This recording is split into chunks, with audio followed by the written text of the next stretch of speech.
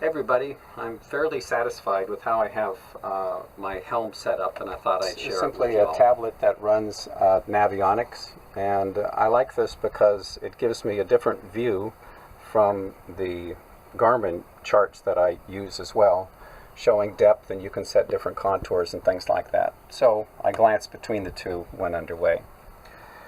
The Garmin is a NEMA 2000 device, and I have this set up to get information from a variety of different sources.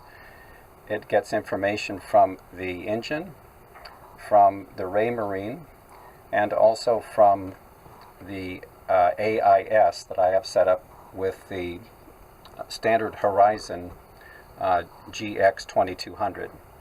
And also I have gauges here that will show me my tank levels. So these are the two fuel tanks, and these are the water tanks.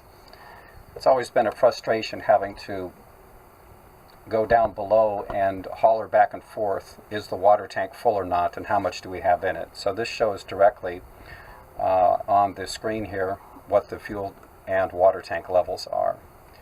I also have in gauges here engine data, so I can see the level of the tank that I'm running from, the fuel flow rate, the speed, RPMs, voltage, temperature, boost pressure, etc. Okay, and of course we also have radar, which I'm sure you're already familiar with. So, back on this here, we can set this up to see whatever we want, and when underway I like to be able to see what's my fuel consumption rate and the engine RPM at the same time. Okay, this is the autopilot, so set up for steering in the usual way that I'm sure you're already familiar with, and this is for underway in sailing, and I have it set up. You can do it many different ways, but I want to know what the depth is and what the apparent wind angle and speed is. So that's set up here as well. So let me show you behind the scenes how this is all put together. And I'll try and do this in a logical way. Okay. So this is the back of the Garmin unit, and this cable is Ethernet that goes to the radar. Okay, this is the power cable that powers the entire unit, and it also is the NEMA 0183, which supplies the AIS information. It's AIS receiving, not AIS transmitting. And this is simply the cable that goes to the NEMA 2000 backbone. This over here is the NEMA 2000 backbone. And I got a device that just has 4 ports on it, so it's very neat and complete. So this goes to the Garmin, this goes to the Yamaha engine, and this is simply an adapter cable that goes from Yamaha to NEMA 2000. This connects into the Raymarine backbone, which Raymarine calls C-Talk.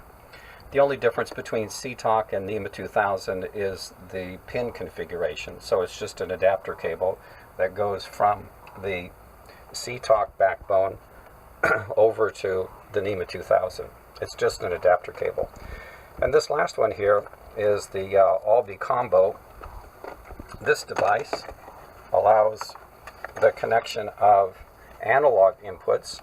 So I have the usual standard $50 or $60 analog gauges connected up to this device, which changes it into NEMA 2000, and it is powered from the NEMA backbone as well. Okay, and this gizmo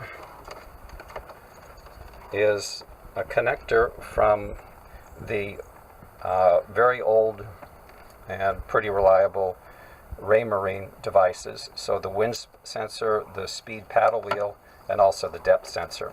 They're simply wired in here, and then they come out and connect to the 2 gauges. So here are the 2 gauges, right? And this cable here connects over to the Raymarine backbone. The Raymarine backbone also connects into the NEMA 2000 backbone. And that's it. It's not that complicated. Almost everything works.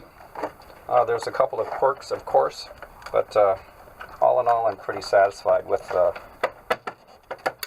whole thing. It looks pretty good, I think.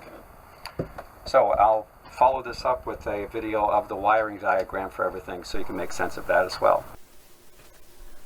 All right, this is a sketch that I made of how everything is wired up. So I'll start at the top here. I have 3 of the old sensors from the Raymarine equipment that came with the boat.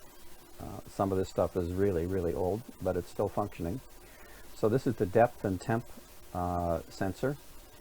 This is the speed paddle wheel, and these are the Windex instruments that are at the top of the mast.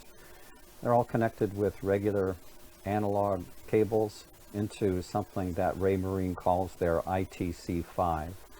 The ITC5 takes the old analog inputs and puts it onto what Raymarine calls their CTOC network. But in fact, it's just a NEMA 2000 backbone with a different pinout. The ITC5 also connects to the gauges. So these are my wind gauges, and this is my autopilot gauges. Those two are connected together. Okay, this all is powered. The Raymarine CTOC backbone has its own power, which allows it to work with the helm and also powers the ACU for the autopilot and the compass for the autopilot. So all that information comes in here to the helm. Oh, what I left out was that little connector for and a remote for the autopilot. But anyway, okay, so we go now from the Raymarine CTOC network to the NEMA 2000 standard network. And this is just a cable that changes the pinout from one to the other. There's nothing else to it. The Raymarine network also provides the power to the NEMA 2000 bus. You only want to have one power source, and this power source here powers the Raymarine network, which also powers the NEMA 2000 bus. The NEMA 2000 bus has 4 ports on it, as you saw, and it is terminated on either end. That's what these are. And the Yamaha engine, this is a Yamaha 25. It has a cable that just converts from the Yamaha net, or whatever the heck they call it, to NEMA. It's an $80 cable that I got from Lowrance and plugs right in. This is the Albacombi, or Albacombo, I might have misspelled that, which is a pretty flexible device. It allows you to take any kind of analog input, voltage, ohms, input from a shunt, all kinds of different things. I know there are a lot of people that have Westerbeek engines on these boats, and you could put sensors for voltage or resistance or various things on there and put that into this Albacombi as well. So it's a very flexible device. I'm only using the resistive inputs from standard WEMA gauges and converting that into NEMA 2000. The Albacombi is also powered from the NEMA 2000 bus. So the 4th input or output that I have from the NEMA 2000 bus goes to the 741XS, the chart plotter. The chart plotter is capable of showing all of this information on it. I also have a standard Horizon VHF, which includes AIS on it, AIS received, and it is a NEMA 0183. The power that runs the 741XS has a couple of extra leads in it that enable you to bring NEMA 0183 into that. So I show the battery here for this, also including in it the 0183 information. The radar has its own power once again, so now we got 3 different power sources, one for the radar, one for the 741, and one for all of the Raymarine stuff. The radar is connected via Ethernet into the 741XS. So that's it. It looks pretty complicated, but when you break it down into the components, the Raymarine network translated into NEMA 2000, the Yamaha stuff that goes into NEMA 2000, the old analog stuff that goes into NEMA 2000, and everything fed over to the 741 that allows me to display all this. By the way, on these gauges up here, on the Raymarine gauges, I can actually show things like fuel, etc. So there's a lot that you can show on these gauges if you want to do that as well. I hope this is useful to you. Thank you so much.